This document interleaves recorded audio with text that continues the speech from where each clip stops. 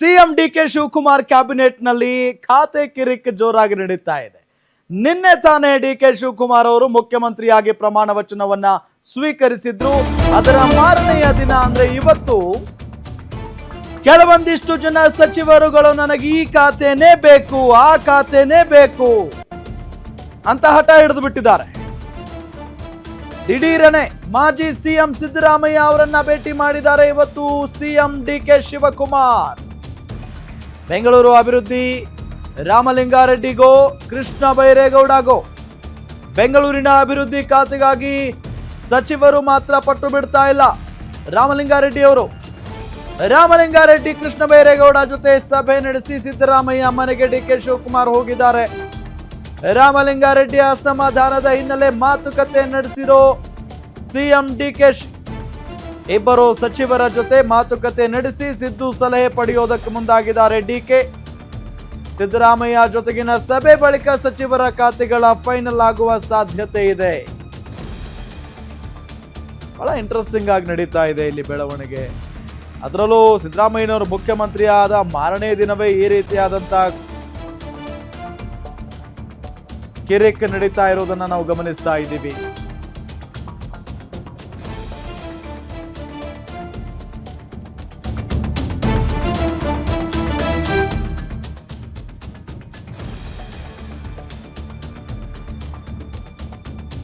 DK Shivakumar ನಿನ್ನೆ CM ಆಗಿ ಪ್ರಮಾಣ ವಚನವನ್ನ ಸ್ವೀಕರಿಸಿದ್ರು.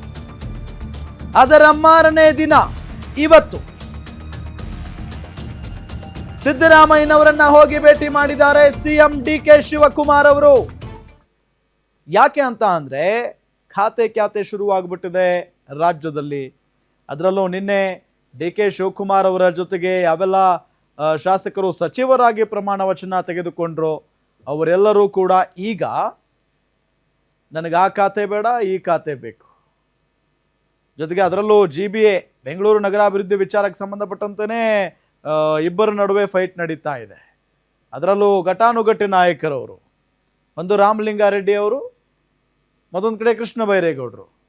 ಸೊ ಹಾಗಾಗಿ ಇವರಿಬ್ಬರ ವಿಚಾರವನ್ನು ತಳ್ಳಿ ಹಾಕೋಕ್ಕಾಗಲ್ಲ. ಜೊತೆಗೆ ಏನಾದರೂ ಒಂದು ಮಾಡಿ ಸುಮ್ಮನೆ ಇರಿಸೋಕ್ಕೂ ಕೂಡ ಆಗಲ್ಲ. ಹಂಗಾಗಿನೇ ಡಿಕೆ ಶಿವಕುಮಾರ್ ಅವರು ಮಾಜಿ ಸಿಎಂ ಸಿದ್ದರಾಮಯ್ಯನವ್ರ ಹತ್ರ ಹೋಗಿದ್ದಾರೆ. ಸೊ ಮಾತುಕತೆಯನ್ನ ನಡೆಸ್ತಾ ಇದ್ದಾರೆ. ಬೆಂಗಳೂರು ಅಭಿವೃದ್ಧಿ ಖಾತೆ ರಾಮಲಿಂಗಾರೆಡ್ಡಿಗೋ ಕೃಷ್ಣ ಬೈರೇಗೌಡರಿಗೋ, ಇದು ಈಗ ಗೊಂದಲದ ವಿಚಾರ. ಸೊ ಹಂಗಾಗಿ ಬೆಂಗಳೂರಿನ ಅಭಿವೃದ್ಧಿ ಖಾತೆಗಾಗಿ ಸಚಿವ ರಾಮಲಿಂಗಾರೆಡ್ಡಿ ಅವರು ಪಟ್ಟು ಬಿಡ್ತಾ ಇಲ್ಲ. ರಾಮಲಿಂಗಾರೆಡ್ಡಿ ಕೃಷ್ಣ ಬೈರೇಗೌಡ ಜೊತೆಗೆ ಸಭೆ ನಡೆಸಿದ್ದಾರೆ, ಈಗಾಗಲೇ ಮಾತುಕತೆ ನಡೆಸಿದ್ದಾರೆ ಸಿಎಂ ಡಿಕೆ ಶಿವಕುಮಾರ್ ಅವರು. ಸಿದ್ದರಾಮಯ್ಯ ಮನೆಗೆ ಡಿಕೆಶಿ ಹೋಗಿರೋದೀಗ. ರಾಮಲಿಂಗಾರೆಡ್ಡಿ ಅಸಮಾಧಾನದ ಹಿನ್ನೆಲೆ ಮಾತುಕತೆಯನ್ನ ನಡೆಸಿದ್ದಾರೆ ಸಿಎಂ ಡಿಕೆ ಶಿವಕುಮಾರ್.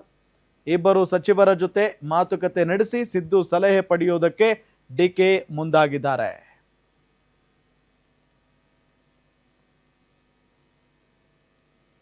ಇದೇ ವಿಚಾರಕ್ಕೆ ಸಂಬಂಧಪಟ್ಟಂತೆ ಡೀಟೇಲ್ಸ್ ಕೊಡ್ತಾರೆ ನಮ್ಮ ಪೊಲಿಟಿಕಲ್ ರಿಪೋರ್ಟರ್ ದುರ್ಗೇಶ್ ನಾಯಕ್. ನೇರ ಸಂಪರ್ಕದಲ್ಲಿ ಜಾಯ್ನ್ ಆಗಿದ್ದಾರೆ.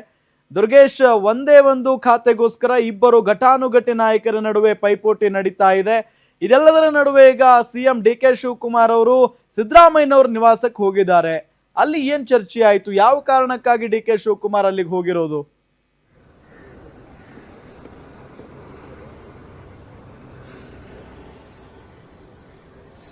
ಎಸ್ ರಾಮ್, ಡಿಕೆ ಶಿವಕುಮಾರ್ ಅವರು ಸಿಎಂ ಆಗಿ ಅಧಿಕಾರವನ್ನು ಆರಂಭಿಸಿದ್ದಾರೆ. ಈ ಒಂದು ಸಂದರ್ಭದಲ್ಲಿ ಖಾತೆಗಳ ಹಂಚಿಕೆ ವಿಚಾರ ಬಹಳಷ್ಟು ಕಗ್ಗಂಟಾಗಿ ಉಳಿತಾ ಇದೆ. ಅದರಲ್ಲೂ ಕೂಡ ಖ್ಯಾತೆ ಈ ಒಂದು ಡಿಕೆ ಶಿವಕುಮಾರ್ ಅವರ ಸಂಪುಟದಲ್ಲಿ ಈಗ ಶುರುವಾಗಿರುವಂತದ್ದು. ಪ್ರಮುಖವಾಗಿ 2023ರಲ್ಲಿ ಬೆಂಗಳೂರು ಅಭಿವೃದ್ಧಿ ಬೇಕನ್ನುವ ನಿಟ್ಟಿನಲ್ಲಿ ರಾಮಲಿಂಗಾರೆಡ್ಡಿ ಅವರು ಸಿದ್ದರಾಮಯ್ಯನವರ ಬಳಿ ಹಠವನ್ನು ಹಿಡಿದಿದ್ರು. ಅದಾದ ಸಂದರ್ಭದಲ್ಲಿ ಸಾಕಷ್ಟು ಪರ ವಿರೋಧದ ಚರ್ಚೆಗಳು ಆದಾಗ ಕೂಡ ಡಿಕೆ ಶಿವಕುಮಾರ್ ಅವರು ರಾಮಲಿಂಗಾರೆಡ್ಡಿ ಜೊತೆ ಚರ್ಚೆ ನಡೆಸಿದ್ರು ಅನ್ನುವಂಥ ಮಾತಿನ ಜೊತೆಗೆ ಅಧಿಕಾರವನ್ನು ಬೆಂಗಳೂರು ಅಭಿವೃದ್ಧಿ ಖಾತೆಯನ್ನು ನಿಮಗೆ ಬಿಟ್ಟುಕೊಡ್ತೀನಿ ಅನ್ನುವಂಥ ಮಾತನ್ನ ಆ ಸಂದರ್ಭದಲ್ಲಿ ಹೇಳಿದ್ರು. ಅದಾದ ಬಳಿಕ ಅಧಿಕಾರ ಹಂಚಿಕೆ ವಿಚಾರಕ್ಕೆ ಸಾಕಷ್ಟು ಸಿದ್ದರಾಮಯ್ಯ ಮತ್ತು ಡಿಕೆ ಶಿವಕುಮಾರ್ ಅವರ ಫೈಟ್ ನಡೀತು. ಅದೆಲ್ಲವೂ ಕೂಡ ಈಗ ಕ್ಲಿಯರ್ ಆಗಿ ಡಿಕೆ ಶಿವಕುಮಾರ್ ಅವರು ಸಿಎಂ ಆಗಿದ್ದಾರೆ. ಈ ಒಂದು ಸಂದರ್ಭದಲ್ಲಿ ಬೆಂಗಳೂರು ಉಸ್ತುವಾರಿ, ಬೆಂಗಳೂರು ಅಭಿವೃದ್ಧಿ ಖಾತೆಯನ್ನ ನನಗೆ ಕೊಡಿ ಅನ್ನುವಂಥ ಪಟ್ಟಣ ರಾಮಲಿಂಗಾರೆಡ್ಡಿ ಅವರು ಇದೀಗ ಇಟ್ಟಿರುವಂಥದ್ದು. ಯಾಕಂದ್ರೆ ಡಿಕೆ ಶಿವಕುಮಾರ್ ಸಿಎಂ ಆಗಿದ್ದಾರೆ. ಡಿಕೆ ಶಿವಕುಮಾರ್ ಅವರು ಹೇಳಿದಂತೆ ನನಗೆ ಬೆಂಗಳೂರು ಅಭಿವೃದ್ಧಿ ಕೊಡಬೇಕು ಅನ್ನುವ ನಿಟ್ಟಿನಲ್ಲಿ ಒಂದಿಷ್ಟು ಹಠವನ್ನು ಸಾಧಿಸುತ್ತಿರುವಂಥದ್ದು ಮತ್ತು ಅಸಮಾಧಾನವನ್ನು ವ್ಯಕ್ತಪಡಿಸ್ತಾ ಇರುವಂಥದ್ದು. ನಿನ್ನೆ ನಡೆದಂತಹ ಸಚಿವ ಸಂಪುಟ ಸಭೆಯಲ್ಲೂ ಕೂಡ ಇದೇ ವಿಚಾರ ಚರ್ಚೆ ಆಗಿದೆ. ಖಾತೆಗಳ ಹಂಚಿಕೆ ಯಾವ ರೀತಿ ಆಗುತ್ತೆ ಮತ್ತು ಕೃಷ್ಣ ಬೈರೇಗೌಡ ಅವರಿಗೆ ಬೆಂಗಳೂರು ಅಭಿವೃದ್ಧಿ ಕೊಡ್ತೀನಿ ಅನ್ನೋದಕ್ಕೆ ರಾಮಲಿಂಗಾರೆಡ್ಡಿ ಅವರು ಅಸಮಾಧಾನವನ್ನು ಹೊರಹಾಕಿದ್ದಾರೆ. ಸಾಕಷ್ಟು ಬೆಂಗಳೂರು ಅಭಿವೃದ್ಧಿ ವಿಚಾರಕ್ಕೆ ಸಂಬಂಧಪಟ್ಟಂತೆ ಕರೆದಂಥ ಸಭೆಯಲ್ಲೂ ಕೂಡ ರಾಮಲಿಂಗಾರೆಡ್ಡಿ ಅವರು ಬೆಂಗಳೂರು ಅಭಿವೃದ್ಧಿ ನನಗೆ ಕೊಡಿ ಅನ್ನುವಂಥ ನಿಟ್ಟಿನಲ್ಲಿ ಒಂದಿಷ್ಟು ಮನವಿಯನ್ನು ಮಾಡಿದರು. ಅದಾದ ಬಳಿಕ ಡಿ ಕೆ ಶಿವಕುಮಾರ್, ಕೃಷ್ಣ ಬೈರೇಗೌಡ ಮತ್ತು ರಾಮಲಿಂಗಾರೆಡ್ಡಿ ಅವರು ಕೂಡ ಪ್ರತ್ಯೇಕವಾಗಿ ಸಿಎಂ ಅವರ ಕೊಠಡಿಯಲ್ಲಿ 20 ನಿಮಿಷಗಳ ಕಾಲ ಚರ್ಚೆಯನ್ನು ನಡೆಸಿದರು. ಅದಾದ ಬಳಿಕ ಡಿ ಕೆ ಶಿವಕುಮಾರ್ ಅವರು ನೇರವಾಗಿ ಸಿದ್ದರಾಮಯ್ಯ ಅವರ ಭೇಟಿ ಮಾಡಿ ಖಾತೆಗಳ ಹಂಚಿಕೆ ವಿಚಾರ ಒಂದಿಷ್ಟು ಕಗ್ಗಂಟಾಗ್ತಾ ಇದೆ, ಒಂದಿಷ್ಟು ಸಲಹೆಗಳನ್ನು ಕೊಡಿ ಅನ್ನುವ ನಿಟ್ಟಿನಲ್ಲಿ ಮತ್ತು ನಿಮ್ಮ ಪರವಾಗಿರುವಂಥ ಸಚಿವರಿಗೆ ನಾನು ಈಗಾಗಲೇ ಅವಕಾಶವನ್ನು ಮಾಡಿಕೊಟ್ಟಿದ್ದೇನೆ, ಖಾತೆಗಳ ಹಂಚಿಕೆ ವಿಚಾರಕ್ಕೆ ಸಂಬಂಧಪಟ್ಟಂತೆ ಒಂದಿಷ್ಟು ಅವರಿಗೆ ಒಂದು ಹೇಳಿ ಅನ್ನುವಂಥ ಮಾತುಗಳನ್ನು ಡಿ ಕೆ ಶಿವಕುಮಾರ್ ಸಿದ್ದರಾಮಯ್ಯ ಅವರ ಜೊತೆಗೆ ಚರ್ಚೆ ನಡೆಸಿದ್ದಾರೆ ಅಂತ ಮಾಹಿತಿ ತಿಳಿದು ಬರ್ತಾ ಇದೆ. ಬೆಂಗಳೂರು ಉಸ್ತುವಾರಿ ನನಗೆ ಬೇಕೇ ಬೇಕು ರಾಮಲಿಂಗಾರೆಡ್ಡಿ ಅವರು ಪಟ್ಟು ಹಿಡಿದಿದ್ರೆ, ಈ ಕಡೆ ಕೃಷ್ಣ ಬೈರೇಗೌಡ ಅವರು ನನಗೆ ಬೆಂಗಳೂರು ಅಭಿವೃದ್ಧಿ ಬೇಕಾಗಿಲ್ಲ, ನನಗೆ ಕಂದಾಯ ಖಾತೆಯನ್ನೇ ಕೊಡಿ ಅನ್ನುವಂಥ ಮಾತುಗಳನ್ನು ಹೇಳ್ತಿದ್ದಾರೆ. ಆದರೆ ಇಲ್ಲಿ ಪರಮೇಶ್ವರ್ ಅವರಿಗೆ DCM ಮಾಡಲಾಗಿದೆ, ಅವರಿಗೆ ಕಂದಾಯ ಖಾತೆಯನ್ನು ಕೊಡಲಾಗತ್ತೆ ಅನ್ನುವಂಥ ಮಾತುಗಳು ಕೇಳಿ ಬರ್ತಿರೋದ್ರಿಂದ ಈ 3 ಖಾತೆಗಳನ್ನು ಹೊಂದಾಣಿಕೆ ಮಾಡೋದಕ್ಕೆ ಡಿ ಕೆ ಶಿವಕುಮಾರ್ ಅವರು ಈಗ ಕಸರತ್ತನ್ನು ನಡೆಸ್ತಾ ಇದ್ದಾರೆ.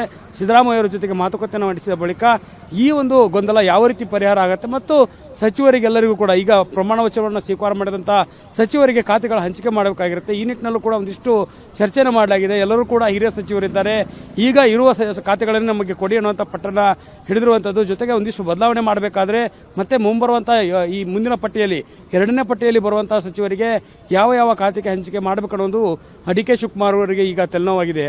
ರಾಮ್, ಓಕೆ, ಥ್ಯಾಂಕ್ ಯು ತಮ್ಮೆಲ್ಲ ಮಾಹಿತಿಗಾಗಿ.